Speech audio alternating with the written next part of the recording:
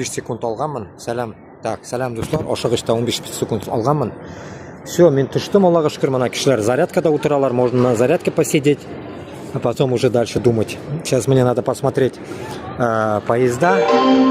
Он объявляет поезда. Келіп жеттім енді, Аллаға шүкір. Грубо говоря, почти 4 часа я ехал сюда. Ladies and gentlemen, your attention please. To avoid any fine of 750 euros and for your safety, please do not leave your luggage unattended. Thank you for your attention. Ну, короче, Аллаға тапшырдық енді.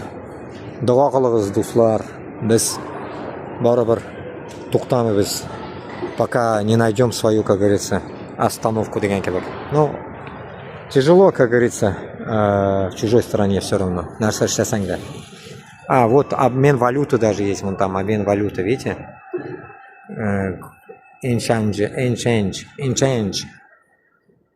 Вот так вот. Люди вон на зарядке сидят, надо тоже присесть. Вот брат этот мусульманин помог. Поспрашивал я у него все.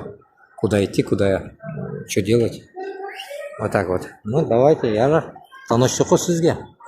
Біз енді бүгін ұйқылап болыр ма екен, Алла біле. Шындай хал.